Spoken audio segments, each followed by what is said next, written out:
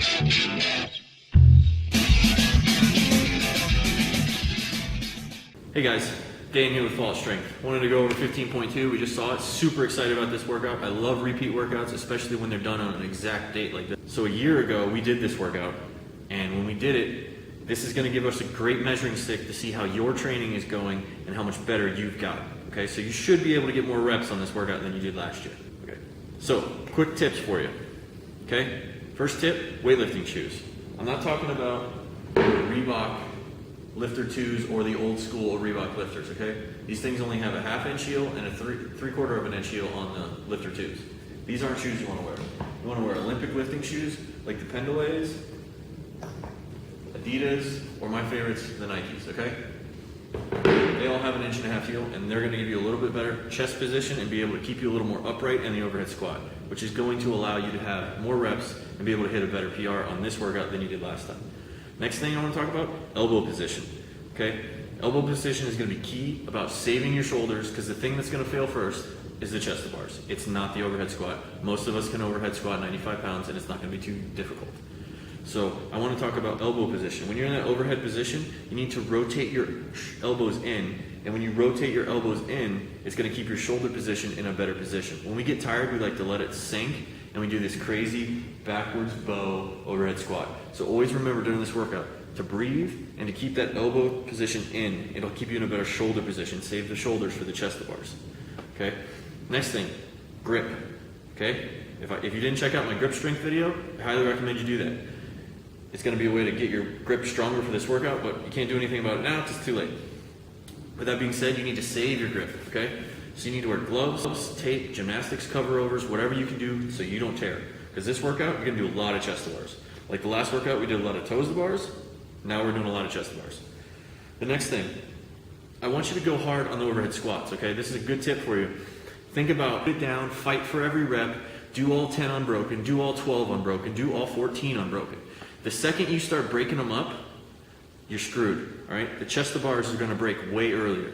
That's going to take more time out of the clock. So you need to save time by going as hard as you can on the overhead squats. If you can do every round of your overhead squats unbroken, that's a win. It doesn't matter what round you get into, okay? The next thing, when we're talking about, think about this.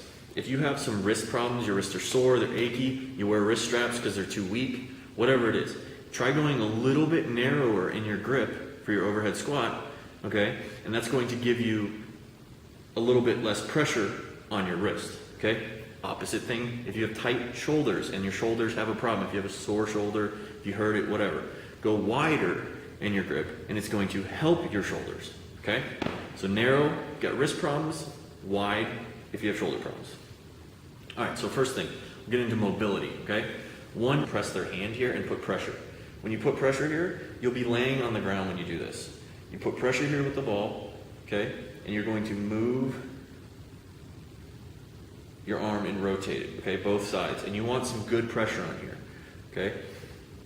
And as you rotate your arm just like this, it's going to help open up this position and give you a better overhead position for your squats. The next thing, okay, bow and arrow stretch. So with the bow and arrow stretch, you're going to have a band, you're going to put your hand through, okay? Reach around and grab it. And then you're going to grab your thumb, and you're going to twist your hand, okay, away from your body, and then put your head through your arms. When you do this, you're going to feel it all in here down the side. Okay, it'll get your shoulder girdle and all of your lats engaged and stretched out and get blood flowing to them before this workout. Okay, next one is the overhead reach. So what you're going to do is you're going to grab the band, okay, put it behind you, step into it, and then come up over. You're going to keep your ribcage down, so don't have your ribcage up like this. Keep it down, and keep your elbow as close to your head as you can. And you're going to hold each of these stretches for 2 minutes, okay? Next stretch is going to be the ankle stomp, okay? So you're going to have a band on something, put it around your ankle, you're going to step, and then stomp. And then what I want you to do is you're going to dig this big toe into the ground, and then you're going to lean over the outside edge of your foot and find a spot in your ankle that's tight or needs a little bit of work, okay? Do that 2 minutes each side for your ankles. Next thing, Russian baby maker. Love Russian baby makers. in the hip socket. So you're gonna stand in a squat stance, you're gonna send your hips back and squat down, and you're gonna grab the outside edge of your feet. With your arms straight, you're going to push your knees out as you sink down into your squat. And you'll hold that for 2 minutes, okay? So that's mobility. And next thing I want you to do, okay? Warm-up time. What I want you to do is a 10 to 15 minute warm-up. And some people talk about percentages, but when I say percentages to people, I say 65%, 85%. They might know that off of a number, but when it comes to doing something at a percentage, they probably don't know what the heck you're talking about.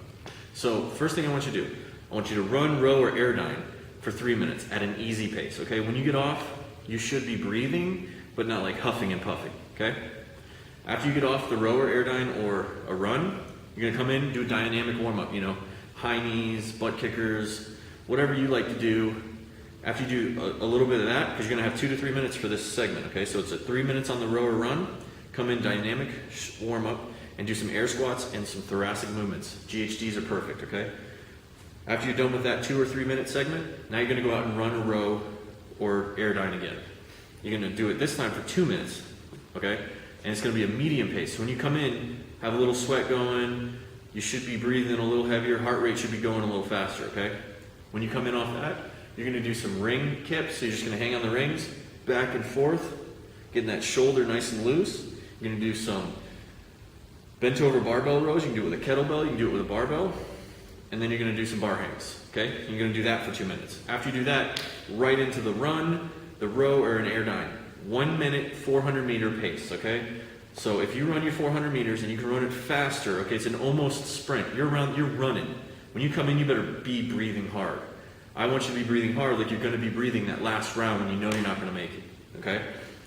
After you do that, you're gonna come in, you're gonna do 3 to 5 overhead squats at RX weight for the workout. And then you're gonna do 3 to 5 chest to bars, okay?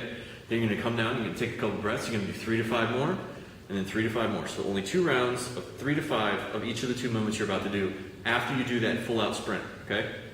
It's gonna get you ready for the workout. After you do that, it's time to rest, okay? No more than 10 minutes, drink some water, get ready, and hit this workout hard, okay guys? If this helped, I really, really hope it does. If it does help you, please click the subscribe button below. I really appreciate it. And in the future, if you've got videos or movements that you want me to coach or diagnose for you and maybe help you get better, that's what I like to do. So my channel is about helping you guys get better at what you want to get better at. So it's basically free coaching. You send me your videos, I'll critique them, and then on one of my shows, I'll put them up, okay? All right, guys. Follow it strength. See you next time.